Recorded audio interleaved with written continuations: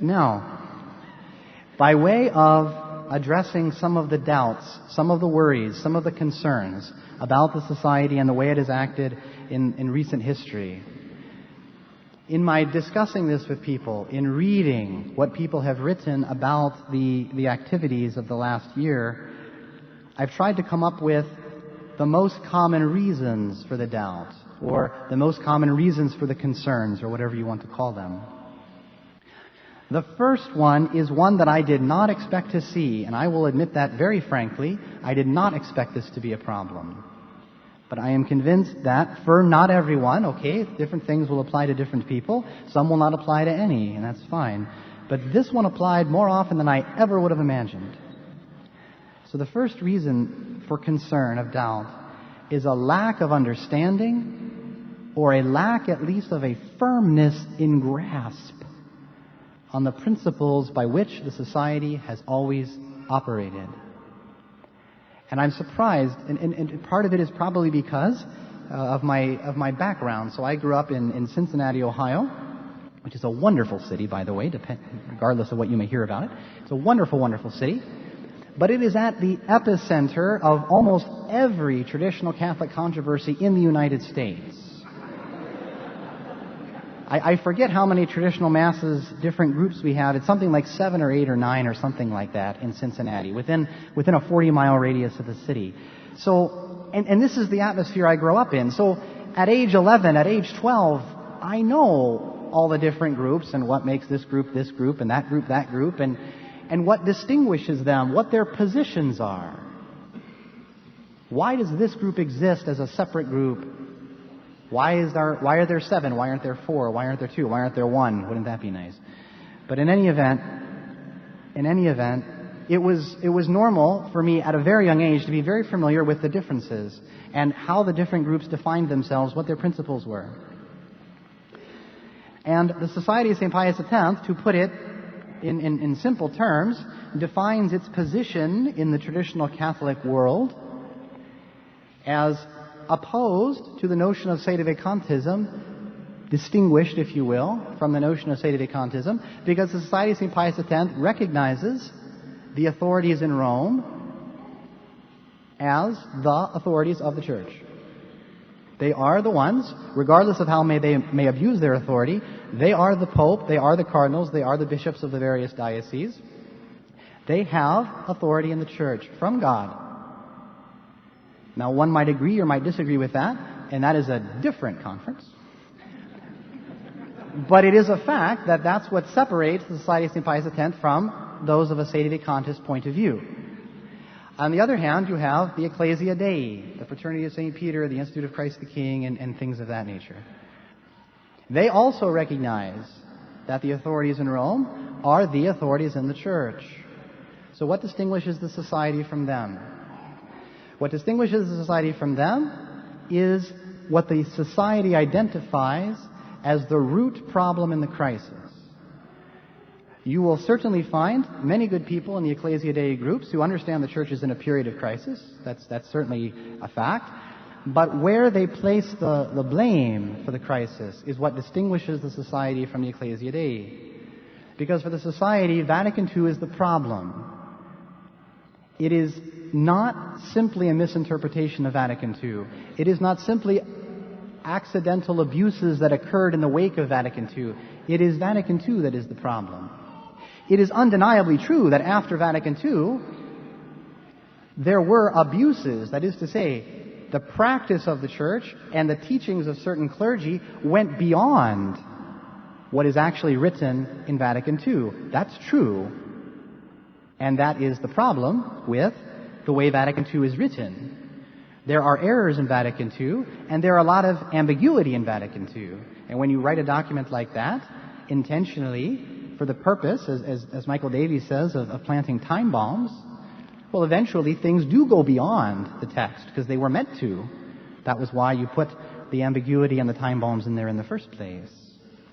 So, Ecclesia Dei faithful are absolutely right that things are worse after Vatican II than the actual text of Vatican II. It doesn't absolve the text of Vatican II from the problem, from the culpability. So there are errors in Vatican II, in addition to the ambiguities.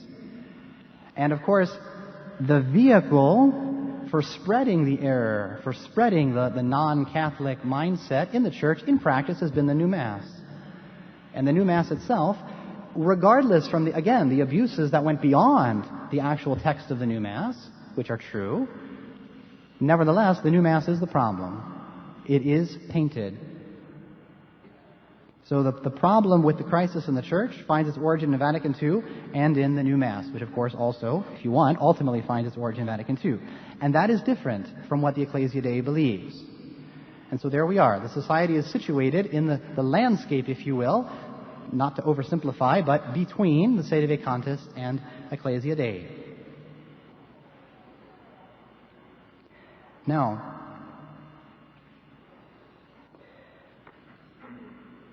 there has been a confusion on this point. As I say, this surprised me, because I thought that everyone probably understood this very clearly, but it's clear that not all did. Because some of the faithful of the society have taken positions, if you read and speak with people, which I would imagine, without their knowing, are Sede Vacantist positions. And they will say things like, as a Sede Vacantist will, having anything to do with modernist Rome is a compromise on principle. Having anything to do with modernist Rome is a compromise on principle. That is true if you are a Sede Vacantist, because if you are a Sede Vacantist, modernist Rome is not the Church. It is something else. It is a different thing from the Catholic Church. A different thing. And so to have anything to do with this different thing, which is not the Catholic Church, is of course a betrayal of the Catholic Church. If you're a Sede Vacantist, that statement makes perfect sense. But for the society, regardless of the false ideas professed by the hierarchy, they are the hierarchy. They are the authorities in the one and only Catholic Church. And so to have some dealings with the hierarchy is normal. You will not certainly, in practice, have as many dealings with them as the Ecclesia Dei, but you will certainly have at least some, unlike the Sede Vacantists. And I also believe that this misconception, this misunderstanding, that is to say, having any dealings at all with Rome is a compromise on principle, is facilitated by certain terms. Certain terms which are not completely clear and which are interpreted in one way by the society when we say them, and another way by Sede Vacantists when they say them. For example, the term conciliar church. For a society priest, when he uses this term, the conciliar church, he means the church, the structure of the church, the hierarchy of the church, insofar as it is infected with modern errors. The conciliar church. When a Sede Vacantist uses that term, he means a different thing from the Catholic Church. The conciliar church is a different structure, a different thing from the Catholic Church. Or if you will, when the society says conciliar church, they emphasize conciliar. And when the Sede Vacantists say it, they emphasize church. It's a different church. And it's very important in our effort to judge properly, to not stop at the level of words. We have to understand what the meaning of the words is. Because truth, again, is the conformity of the mind to reality, is the conformity of my idea, not my word, but my idea of the word with reality. And so when we're discussing this with someone, we have to pinpoint, what do you mean by that term?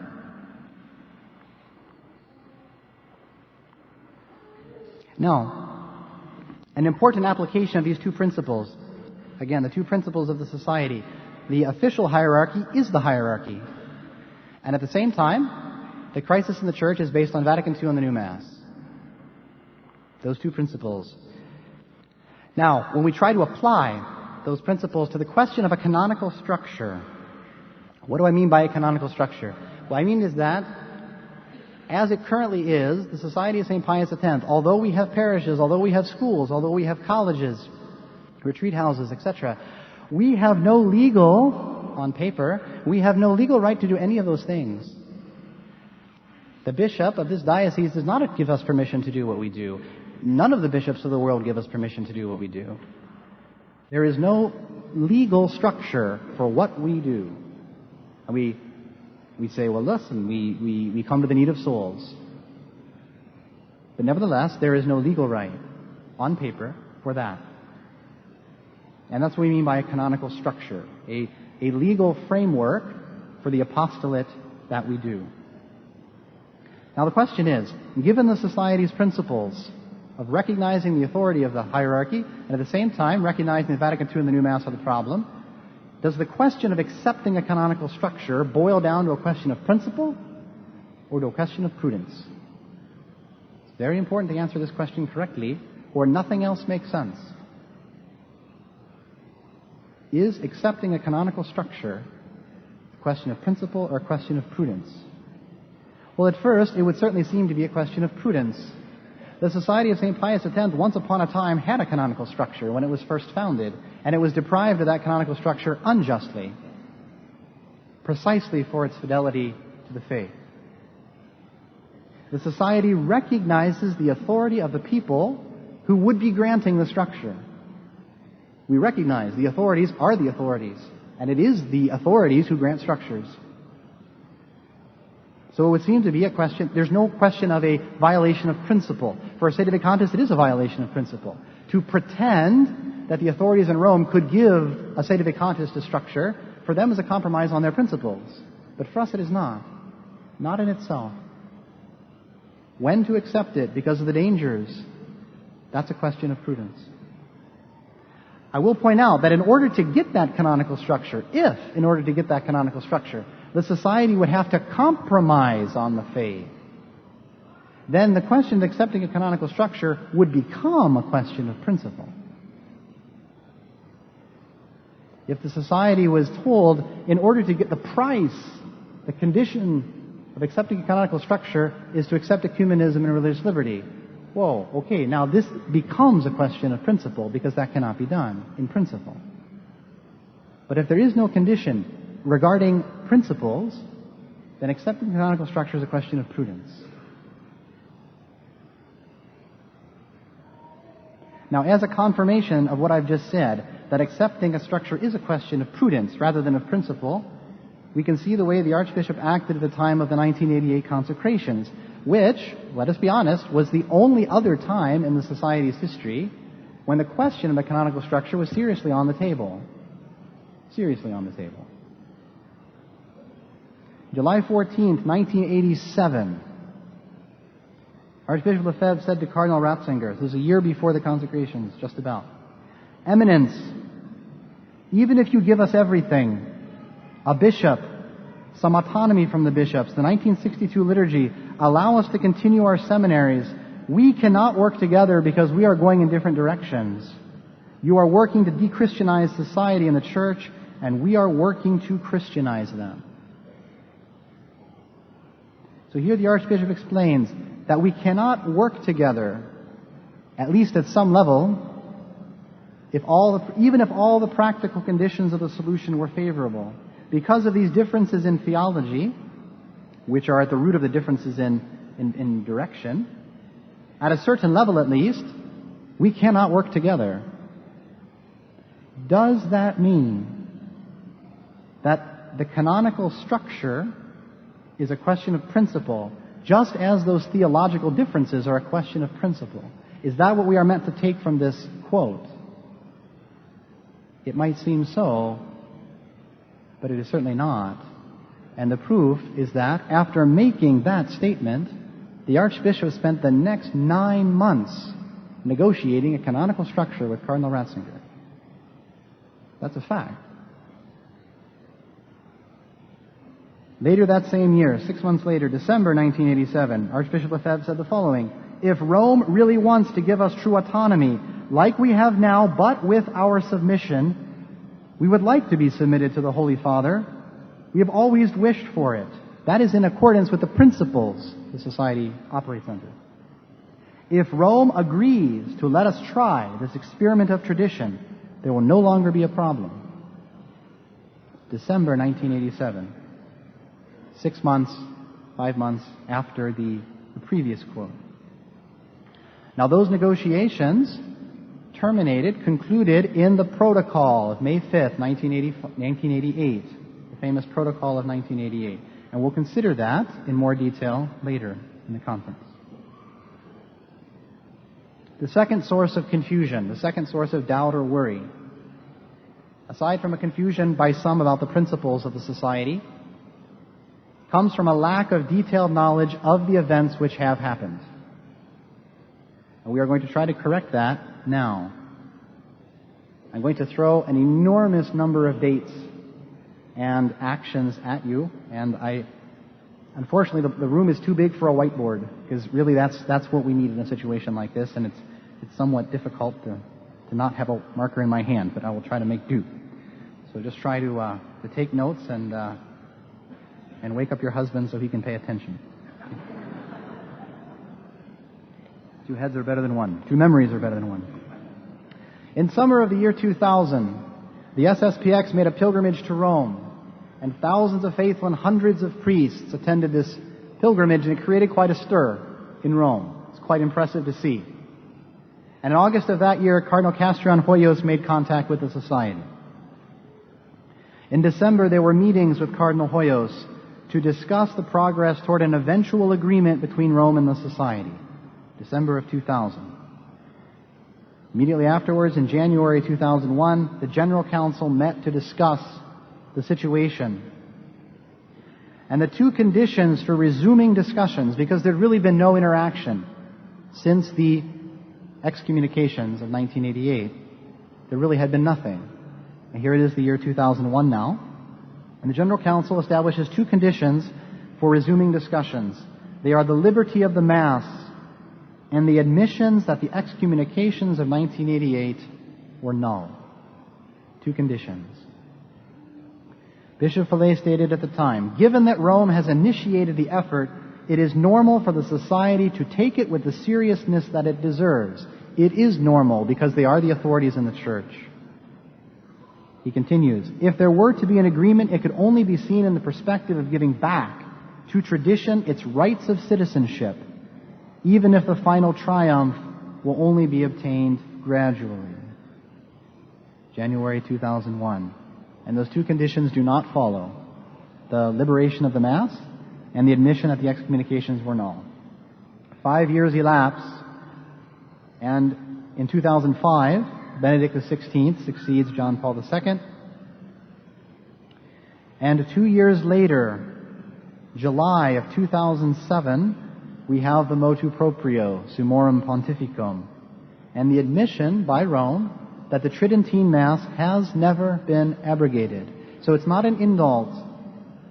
The indult was the claim by Rome that without stating so explicitly, but more or less stating it, that you need special permission to celebrate the Tridentine Mass. So the implication being the Tridentine Mass has been abrogated.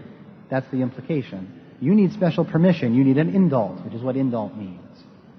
That's not this. This document says that the Old Mass, the Tridentine Mass, has never been abrogated. It's always been legal.